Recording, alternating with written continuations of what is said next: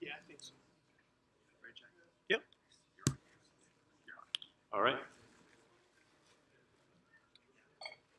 Thank you. Can everyone hear me? My name is Jack Bennett. The title of my talk is Did You Get My Message? Comparing 3 Modern Messaging Frameworks. And before I begin fully, I'd like to say thank you.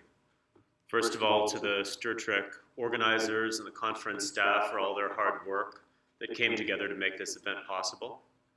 I'd like to say thanks to my employer, Improving, who's incredibly encouraging of us to present at conferences, to do outreach in the community and talk to people about the technologies that we work with and the work that we do.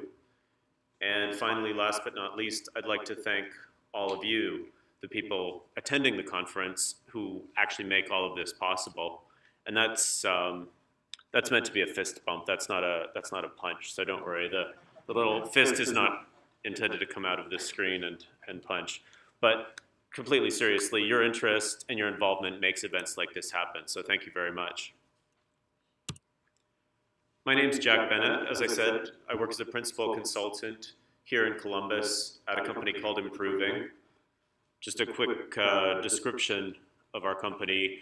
We do consulting specifically in the area of .NET, Java, JavaScript, application development, training, including Agile, Scrum training, things like that.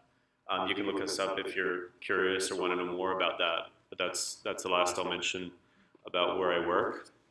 And I'm delighted to be here at Stir Trek to talk about messaging. So the motivation for this talk came up a few years ago at a previous company, previous job. And I'll tell you a brief business story, some ups, some downs, some lessons learned. This is kind of with the benefit of hindsight, but ultimately what we needed was a messaging framework or messaging solution with persistence. We needed to link together different software components to send messages from one to another and to persist those in some kind of database. And after a lot of adventures and back and forth, we selected Apache Kafka, which worked well. And as far as I know, still does work well. We learned some things to do and some things not to do. But the way that we got to Kafka went through a lot of complexity, during which we hired somebody, a very senior, very experienced engineer, and he was supposed to build this grand cathedral of messaging excellence that would also have a persistence layer. It would stream messages into a Ceph cluster, and there was a lot of complexity there. Without going into too much gruesome detail, he worked for 6 or 7 months on the project, and right around the time of launch, right about the time this was all going to go live, he took a job somewhere else, and we were left with several thousand lines of code that was actually quite good code. It was well documented, it was well commented, and it was really complicated, and we all took a look at this, and we kind of did the thing that we probably should have done right at the start. Some of you may be familiar with this concept called zero-based thinking, which essentially asks the question, knowing what I know right now, would I get into the situation that I'm in? And the answer there, as you can see, turned out to be no. And so that investment in effort and creating that code ultimately did not pay off, and so we chose instead to build on an Apache Kafka solution. And so I'll share some of the process of choosing why Kafka rather than something else and what went on there. So the intention here, a quick walkthrough of the process of selecting a messaging framework, comparing 3 different options, and I'll describe those. Obviously, you can guess that one of those options was Kafka, seeing as that was the one ultimately selected. I'll demonstrate some techniques that make the process a little bit easier. You can do surprisingly much with surprisingly little. And part of this is, again, with the benefit of hindsight. But in a few hours of testing, you can compare A to B to C and get a real sense of what's going on. So we'll have a conversation about the alternatives, trade-offs, decision criteria, etc. And finally, I find talking about this quite fun. I hope you do too. It's, in a way, this is coming out of the curious small child within who's continually amazed that one computer here can talk to another computer there, and you see messages on one screen appear on another screen, and the computers are talking to each other. I think my inner 9-year-old is still kind of mind blown by that. And so I find this fun, and I hope you do too. So this is kind of the conclusion or summary slide. And in the interest of beginning with the end in mind, I'm presenting that here. The recommendations that I would give somebody going through this process is really to look at an existing framework. Look first at an existing framework. Don't DIY unless you really, really have to. Consider some solutions that exist before growing your own. You want to select your framework based on its strengths and also its weaknesses. You want to match up the weaknesses with areas you don't care about and match up the strengths with the areas that you do care about. And finally, you may want to wall it off behind a layer of abstraction so that if it turns out you did make the wrong decision, then you can ultimately change it. Being able to change your mind is a good thing. So messaging, what do we mean by messaging? So the working definition that I'll run with here, none of this should be too controversial, is one software entity sends discrete bundles of data to another software entity. It's pretty abstract, but it's also pretty open-ended. Entity could be an object, thread, process, application, etc. Sends implies there's a mechanism for sending and receiving data. Discrete means messages are limited in size. It's not an unbounded stream. So some more detailed definitions here. Okay, so message is discrete in size. How big is it? Typically in applications that I've seen, could be a few bytes, probably not bigger than a few kilobytes. Could be bigger than that, but not usually. But really what we're not talking about is like a bulk file transfer. Megabyte messages, gigabyte messages, you might be able to do it, but you probably don't want to. So figure on tens to thousands of bytes in most applications. What protocol are we talking about? Generally, it's TCP/IP. You can also run over WebSocket or some other kind of higher level streaming protocol, but essentially what we're talking about is vanilla TCP/IP socket connections. And some frameworks themselves will implement AMQP, STOMP, MQTT, all these other acronyms. Fix is one that I'll dive into a little bit as a specific example. And what's in your message?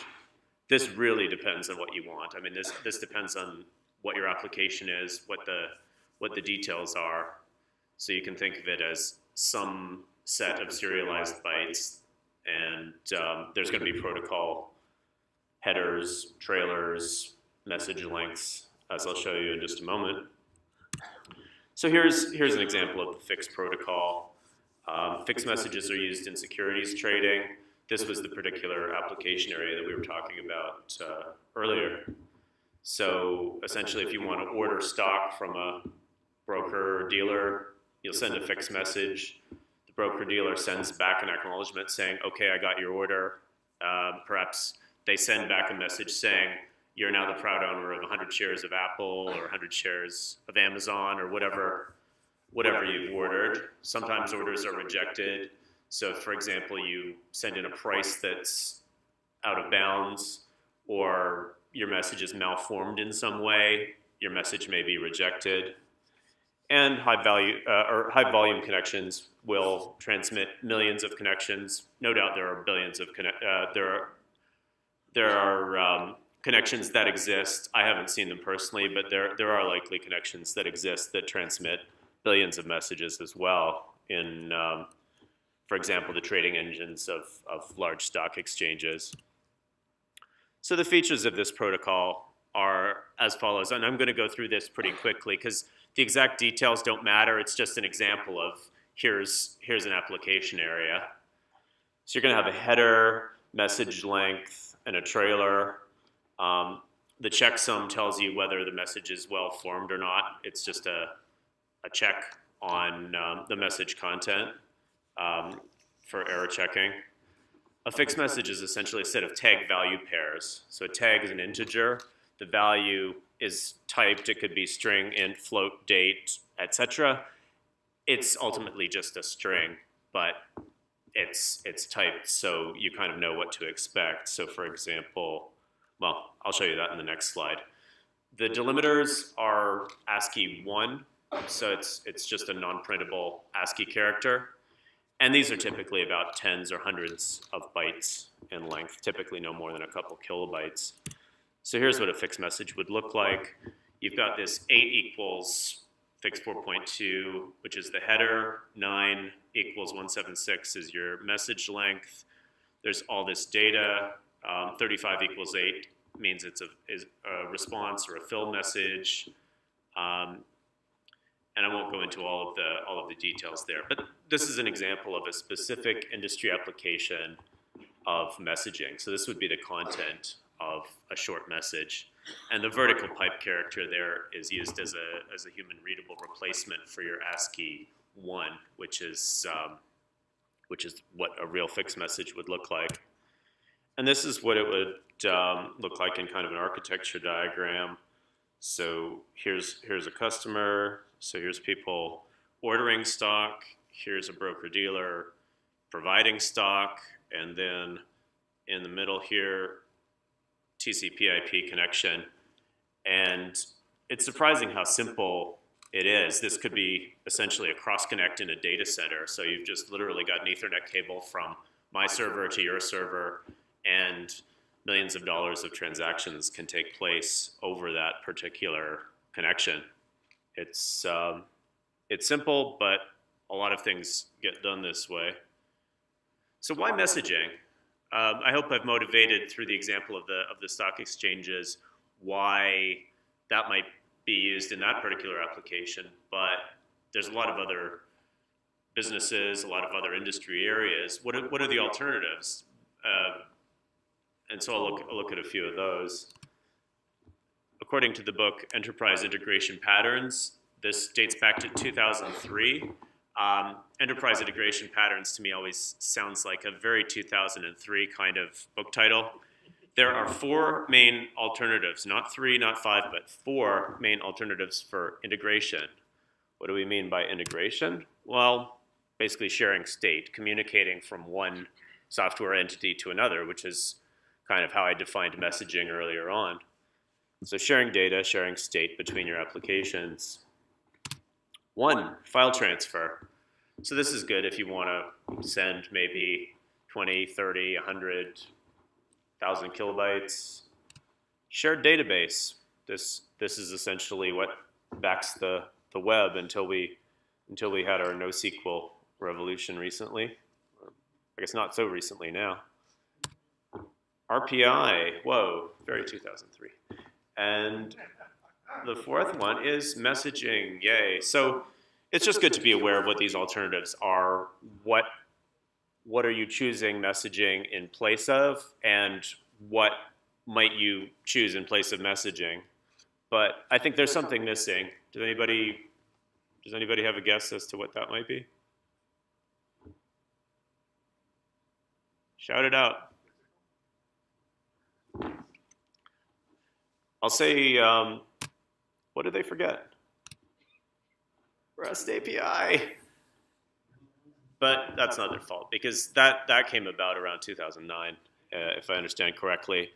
And something that I saw as I was researching this talk and really kind of fleshing it out was, well, why am I talking about messaging rather than REST APIs? A lot of stuff that people do with APIs could be done with messaging and vice versa. So I really wanted to dive into what's the difference? What are the real differences in application area?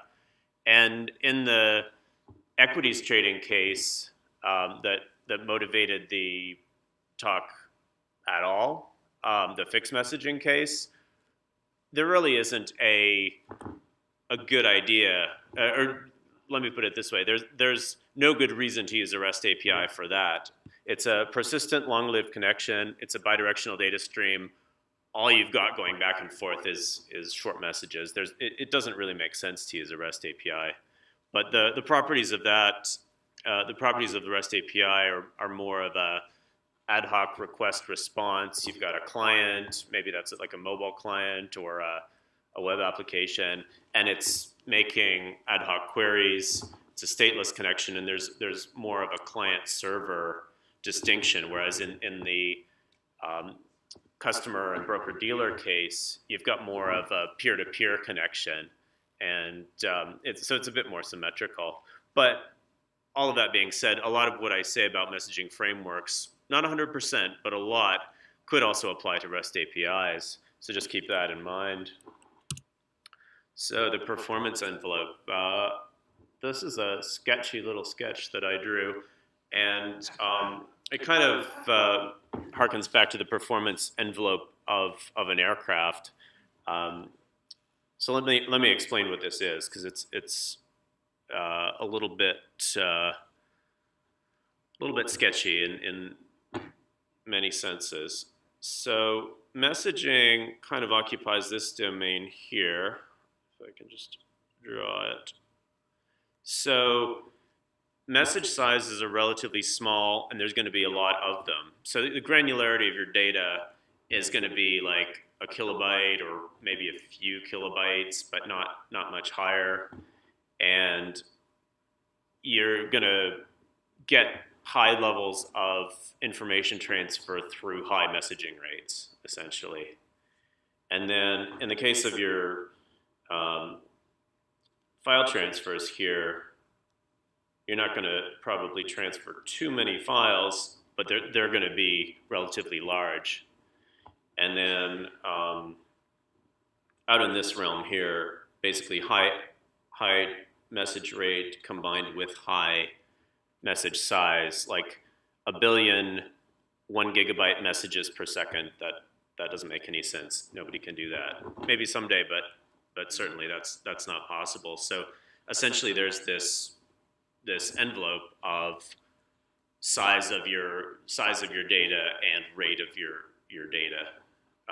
Rate in the sense of how many blobs or units of data are you transferring.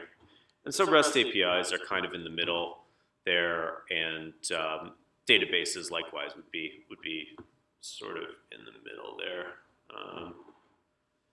So that's kind of thinking about data granularity in terms of mapping onto what your solution might be. Do you want to use a messaging solution? Do you want to use a shared database? Do you want to transfer files back and forth? And to think of it in the extremes, perhaps you want to you download one big file in the morning. Okay, you don't need a messaging solution set up where you leave a connection on all day if all you want to do is transfer a big file. You can probably just script up a secure file copy, SCP or SFTP, and then you're good to go. So this kind of recapitulates that. You've got messaging means real-time updates. So if you've got an application that requires that, you probably want a messaging solution. You've got fine-grained data, relatively small messages, but you can have potentially high data rates through high message rates. And so these are typical use cases. I like that top bullet point. It sounds like something where you'd sell that to very large enterprises for $4,000 for a 20-page PDF or something like that. So if anybody wants to buy a PDF with phrases like that, let me know, and I can sell you something at great price. Same thing, versatile enabling technology for popular architectural paradigms like cloud, microservices, etc. I mean, it sounds kind of buzzwordy, but it's also true. And one of the big factors, certainly applications that I've seen in the messaging realm, is send and receive data across various boundaries, in particular organizational boundaries. So, for example, the firm that I worked for would be sending messages to counterparties ordering stock or selling stock, and we would likewise be sending messages to clearing banks, so they would get a real-time update of what our stock positions were for clearing and settlement. So that's one possible application, is sending data outside your organization and receiving data back in.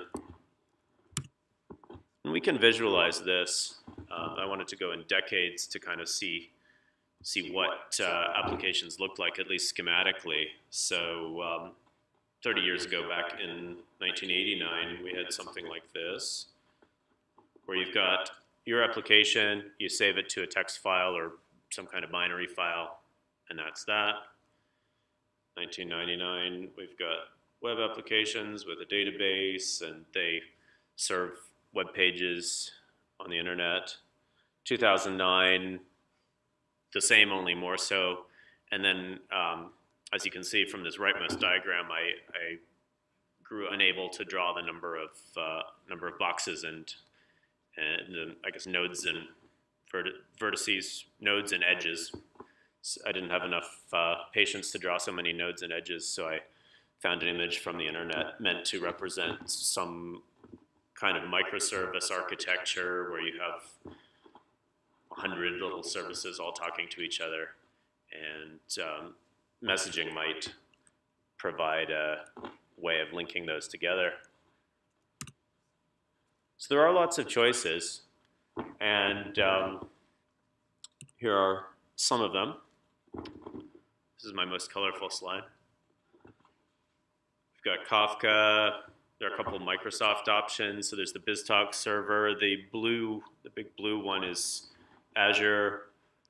Top right is Amazon SQS.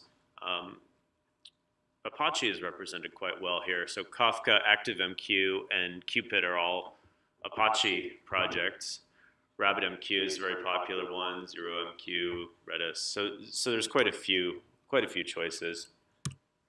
And as I mentioned at the start, Kafka. Well, I guess I mentioned Kafka at the start. I didn't mention the other two, but the frameworks that we looked at were Kafka, RabbitMQ, and ZeroMQ.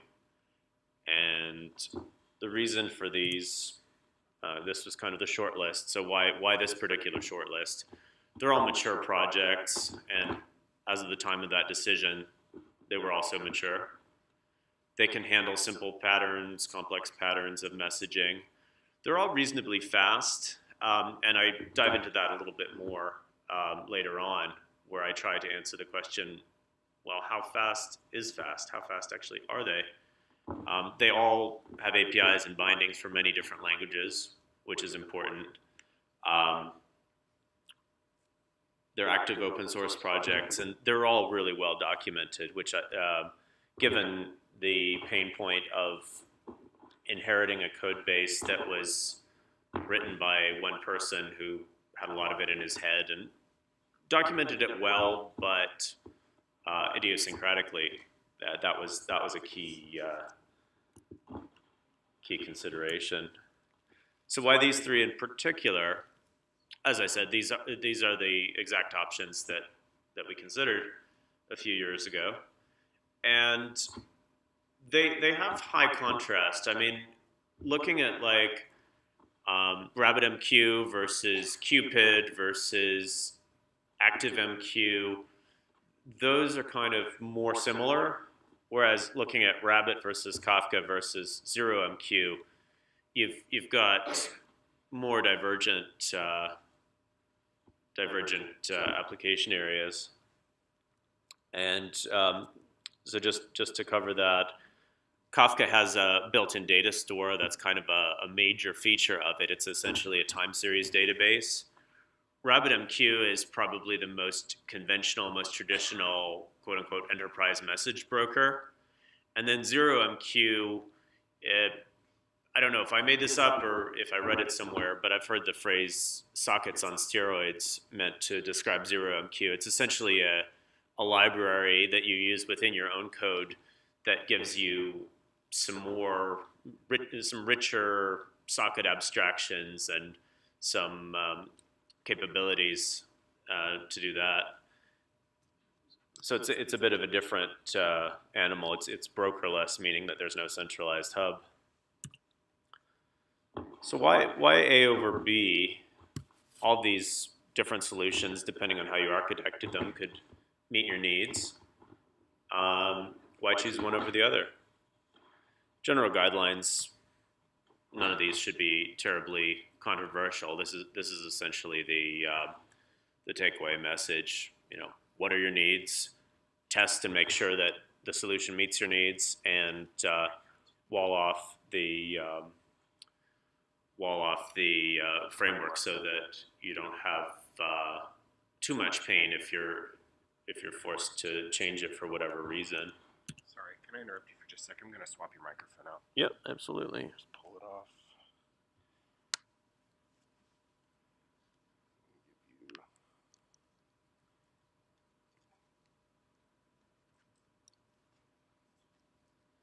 Thank you.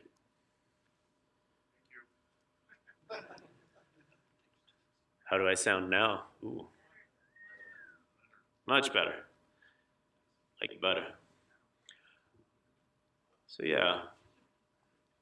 So making a framework decision. Again, none of this should be too controversial. The top bullet point, write down in one sentence what your system needs to do for you, is especially important if you're making this decision in a team, because it's interesting to see if those sentences are going to be the same. Maybe they won't, maybe they will. You want to use numerical specifics whenever possible. What is fast? What do we mean by fast? Is that 10 million messages a second? Is it 10,000? So being quantitative and specific is really important. And if you don't have that, that's fine, but that should be kind of your first order of business, is to get to the point where you've got some numerical estimates for the quantities you need. Another thing that I learned going through the process is to look at the default settings, because the defaults really tell you what was on the mind of the architects and the programmers. Like what numerical settings did they think were typical? If you're always pushing the limits of the defaults, that could be kind of a anti-pattern in a sense, that maybe you're not using the framework the way they intended, which doesn't mean that you're wrong. It just might mean that you're kind of outside the normal operational parameters of the framework that you're using. Just something to be aware of. All right. So I want to introduce the demos. I don't know that I want to demo all of the different ones. In rehearsing this talk, some of the feedback that I got was that it's probably not necessary to do each different system, because I'm basically going through the same kind of demonstration on each one. But I'll show you I'll show you a couple of them just to kind of see what the process involved. So a few parameters here. I did it in Vagrant, just a nice way to have a standard environment. This happened to be Ubuntu 18.04. The libraries, just apt install globally in the virtual machine, and then run each demo in a Python virtual env so these would be the Python libraries or Python APIs for the respective frameworks. And there's also a bonus one, as you can see. There's the DIY one. So that's a little special, and I'll show you that one. And all the code I'll make available on GitHub. I have not done so yet. So here's the test plan for basic operation. I mean, this is literally the most basic vanilla thing that you can do with a socket. And this, in fact, is the demo of the socket module in Python 2 or 3. So the server listens on a port for the client connection, gets data from the client, and then sends a reply. So it's kind of like a little echo server or a hello world server.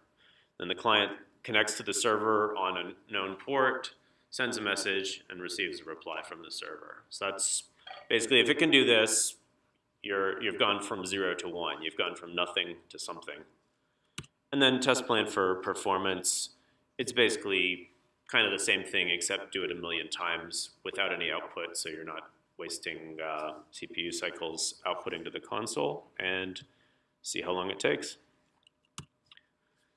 So before installing a framework in your company, you might ask, well, why not implement DIY messaging? I mean, we're programmers. We program stuff. It's straightforward. You have full control over all parts of the application. And this is sort of the internal monologue. How hard can it really be? You're just sending some bytes over a socket. It's easy. So this is what it winds up looking like. You've dismantled your sync. And here's the demo. I mean, it's super, super simple. Just a little server.py, client.py, and so let's take a quick look and demo that. So from stage left comes my wild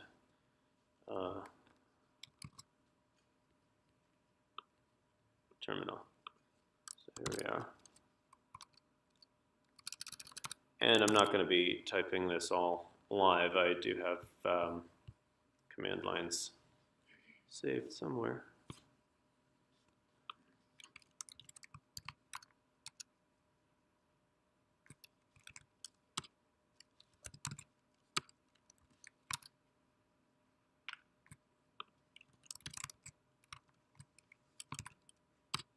So starting up the server, it informs us that we've started up the server.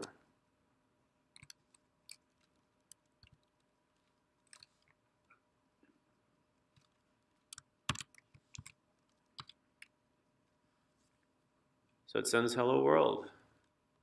Is the server replying? Yes, it is. So none of this should be terribly surprising to anybody who's done any intro programming. It basically works. So this is kind of the starting point. One computer talking to another.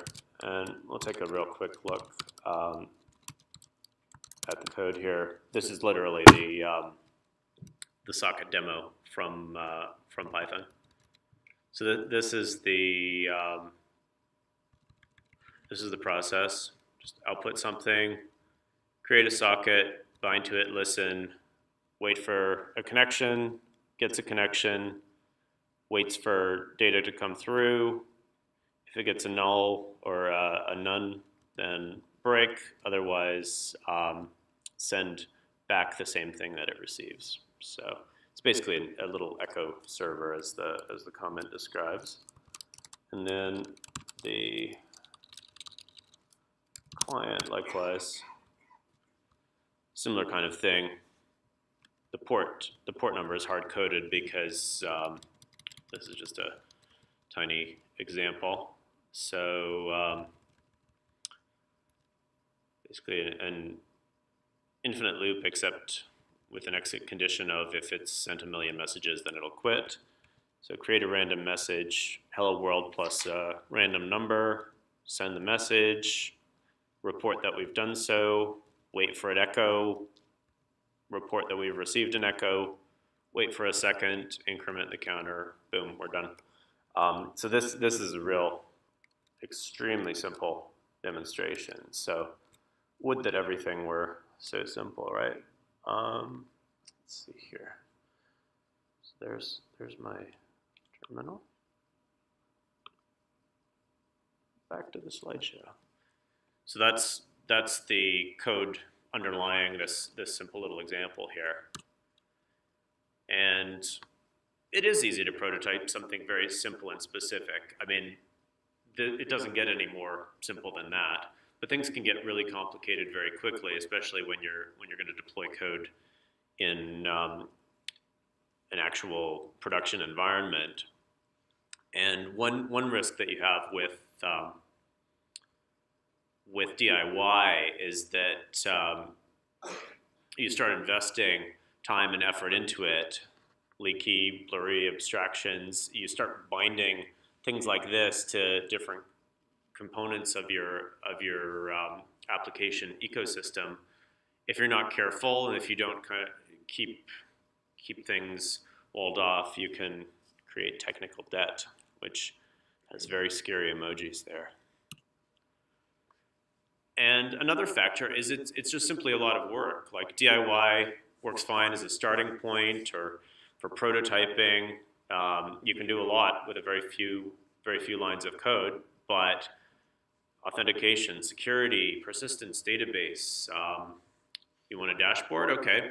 I hope you have the time and budget to create a dashboard. Failure recovery, redundancy, scalability. I mean, there's a lot of stuff, and a lot of big open source projects and commercial projects have invested a lot of time and effort in figuring these things out. So reinventing the wheel is not necessarily the best way to do it.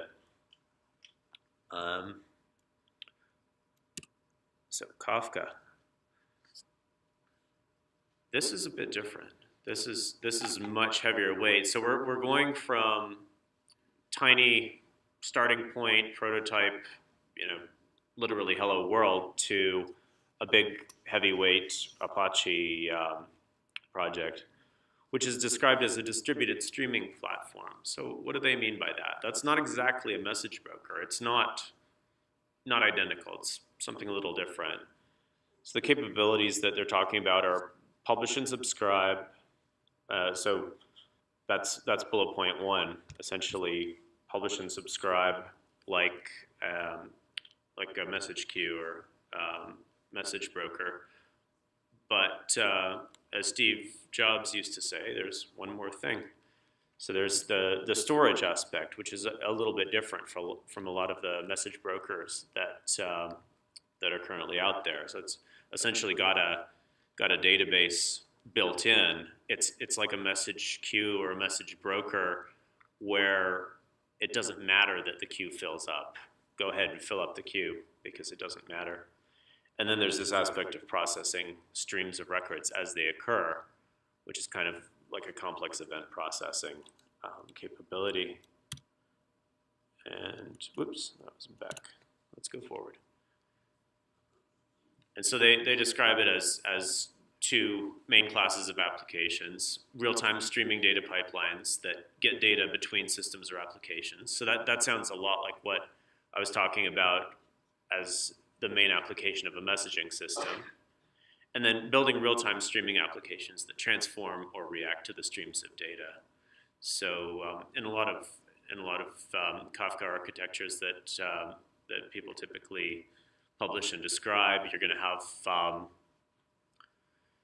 multiple inputs and outputs where one topic feeds into another topic, and there's processing taking place. So it becomes kind of this database / complex event processing system / messaging system. So it's a weird hybrid. It's not identical to most message brokers. There's Franz Kafka. Apparently the name was chosen because Franz Kafka is a great writer, and the architects and designers of the system wanted to make a system that was also a great writer. So the demo that I went through, I'll show you some of the results of that, but not the actual live demo. If you've seen Java stack traces, that's essentially what it looks like in a terminal. So I'm going to gloss over that in the interest of time. But essentially, we've got host A is the Kafka broker, and it has a time series database there. The producer writes to Kafka, the consumer reads from Kafka, and the database actually persists it. So the queue is effectively unbounded.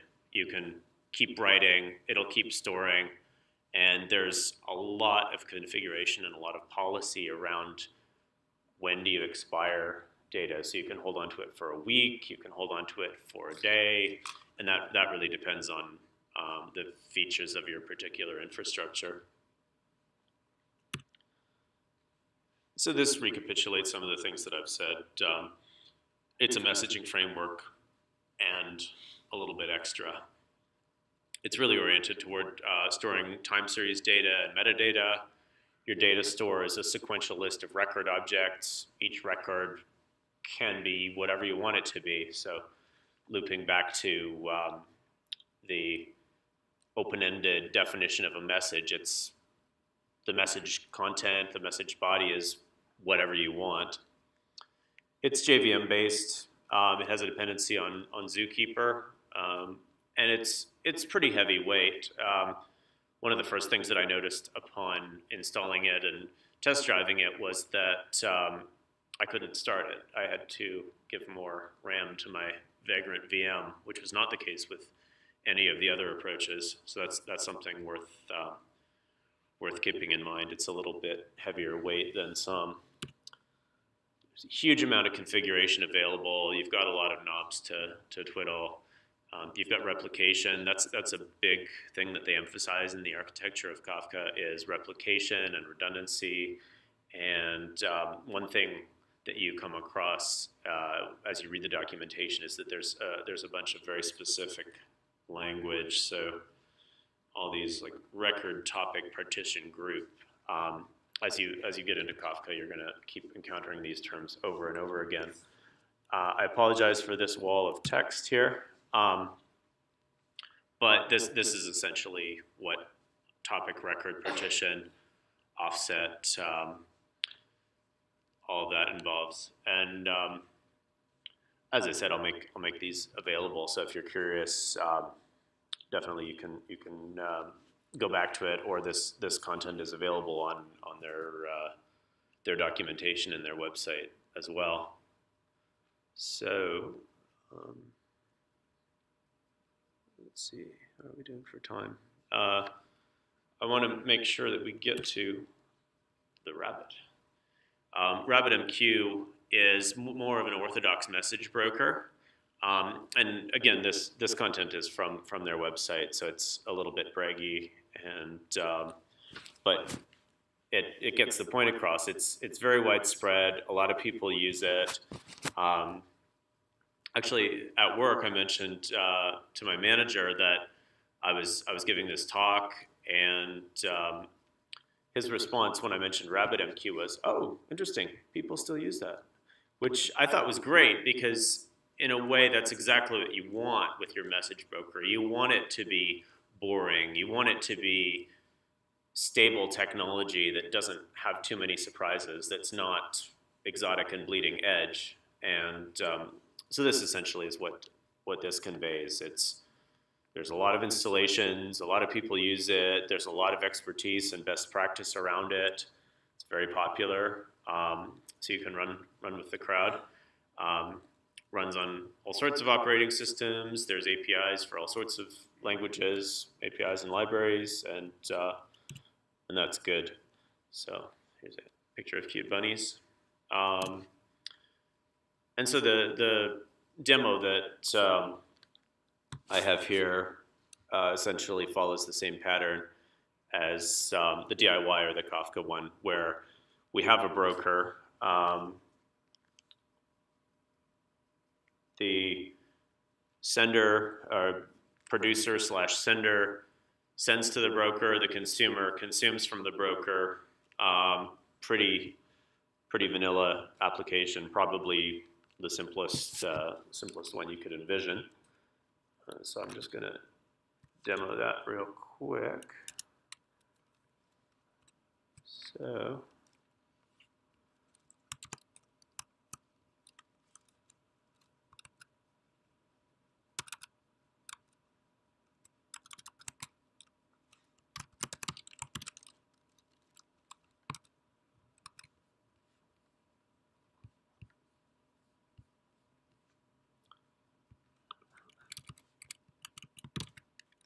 So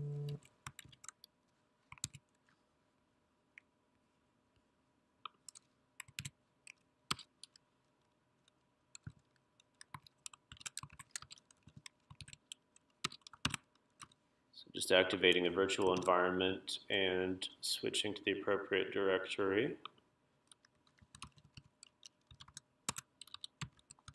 So here's the quote-unquote server. Actually, it's really better to call it a consumer. This is not a server. And it's waiting.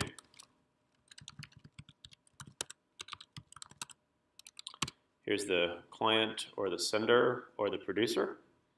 Sends hello world with a unique ID each time, and the consumer consumes it. So it looks identical to the DIY case. The difference here is that this is actually going through the Rabbit broker, as I will show. And this is something that, let's see.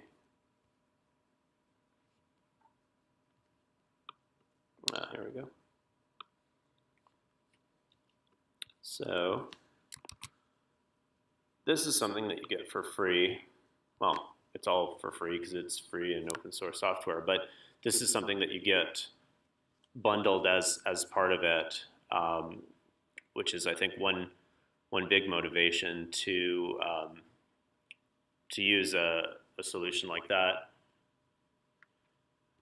So you can see these, the top graph here is the message queue, which is essentially empty because the message rate is very, very slow.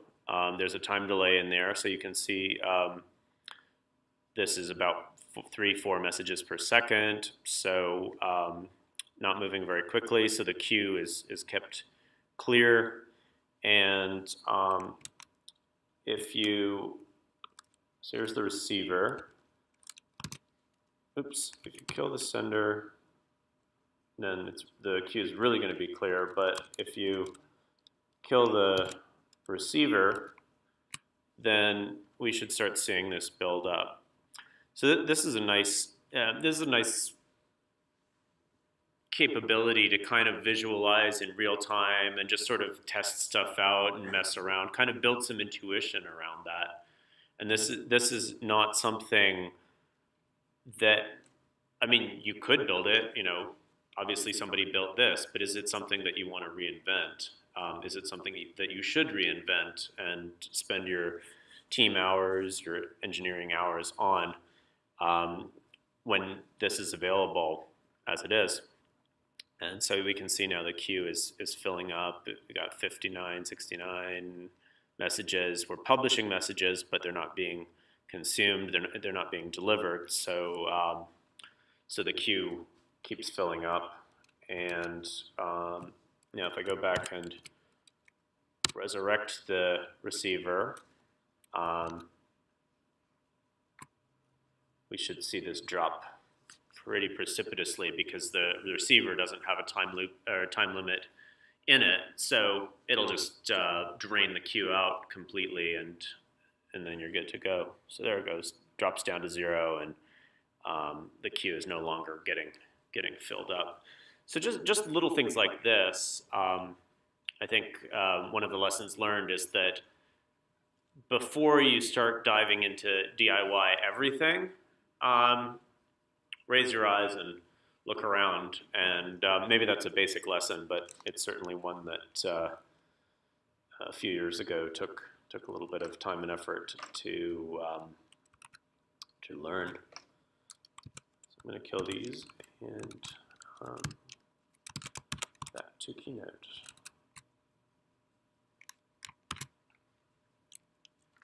So that's that, and we have a nice management UI at no charge. So just a few notes about RabbitMQ. In contrast with Kafka, it's not supposed to operate as a time series database. So you have the capability to fill up your queue, so 60, 70, even a few thousand, depending on your RAM, maybe even more messages you can store there. But the best practice is to keep the queues clear. And if your queue starts growing rapidly, you need to have kind of a policy around what you're going to do with that. I'm going to zip through 0MQ fairly quickly because we are coming to the end of the time here. 0MQ, here's their bragging and marketing, and 0MQ is pretty cool. As I mentioned, it's basically an abstraction, sort of an extension of the socket abstraction that adds some capabilities. So you can effectively use very similar code to your old TCP socket code, but add extra capabilities into it, and that's pretty cool. So we won't go through the exact demo, but the architecture is, you're getting familiar with this right now. The idea here in this diagram is that there's no broker. It's essentially a little library. You just import your library, and so there's your server, here's your client, and the library is denoted by that little box there. And yeah, it broadens the socket abstraction to support inter-thread communication, inter-process communication, so you can use it for concurrency, which is pretty cool, and it's fast. Look how fast it is. Time to process 1 million messages is, the y-axis here is in seconds. So RabbitMQ was relatively slow. Took about 3 minutes to do that. Some of this may be due to configuration. This is basically like straight out of the box configuration. DIY and Kafka were about the same. Each of those took about a minute. 0MQ was really fast, like 4 seconds, and that was a little. Originally, I thought I did something funny, like there was a bug in there, but after reviewing it, there was some interesting stuff, which just goes to show you got to test and you got to know what your configuration is. So the message rates were, so Kafka and the DIY demo were about 16,000 messages a second. This is on this particular laptop in a VM, so not incredibly powerful hardware, just basic contemporary, maybe 2-3-year-old laptop hardware. RabbitMQ was about 30% as fast, about a third as fast, and then 0MQ was like not quite 20, maybe 15, 16 times faster than the DIY or the Kafka. So just to compare these, what have we got? Kafka and RabbitMQ are relatively similar in these sort of checkboxes, except that Kafka offers this persistence capability, which was really what our application called for and what we needed. All of them have good documentation, DIY not so much. And 0MQ really doesn't offer that server process, broker process, web admin. It's really a plug-in library that gives you more capability. Basically puts your sockets on steroids. So in this hour, what have we done? Well, we've really barely scratched the surface. You can see all these approaches can do hello world, which is really very very baseline, very minimal standard. This is what I would call the easy region of the performance envelope, that sort of bottom left corner, and they all have various different data rates depending on the configuration. So I want to sum up with what I'm calling grandiosely fundamental laws here. So perhaps this is fundamental and obvious, but a broker is always going to cost you something. So fundamentally, handing off a message from A to B to C can never be as fast as handing it directly from A to C. Tanstaffel, there ain't no such thing as a free lunch, but you can do what you need by selecting the appropriate trade-offs. So persistence has a price, guarantees have a price, recoverability has a price, redundancy, etc. You can do a lot of different things in a lot of different frameworks, but if you're fighting the defaults every time, that's what I'm calling holding a beach ball underwater. Like if you're trying to make a framework do something that it's not really designed for, you probably don't need to do that. There's probably a better way to do that. I would say test everything and assume nothing. The first outcome of performance testing, 0MQ was actually incredibly slower than everything else, and that was really surprising to me given the reputation that it had for speed. And so what it turned out to be was the specific configuration of the socket using a request-reply configuration rather than a so-called pair configuration. So essentially pair just means it's a socket but better, is the way they describe it. Request-reply means that every message requires a reply, otherwise the client or the server, depending on what side you're on, will not issue another one. It'll wait around perpetually for a reply, and so that adds a certain amount of overhead and slows things down substantially.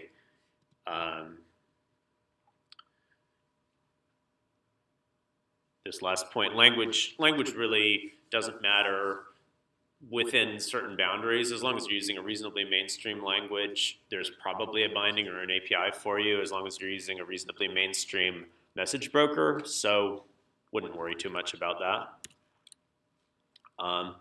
You can always change your mind, but the deeper you are in the project and the more you've invested, the more complicated it is. But if you isolate your messaging framework behind abstractions, you can break this rule to some degree. And here's an example of that. At Auth0, they actually did switch literally from Kafka to 0MQ for speed reasons. And this is an interesting blog post, which is worth checking out to kind of see the process of a migration from one of these to another one of these. Do pairwise simulations. Don't start off with a really complicated topology, because you can learn a lot from simple tests. And start simple. It'll get complicated later. You don't need to start complicated. So this is a recap of the recommendations that I shared earlier. And that's really it. I appreciate your time. Thank you very much.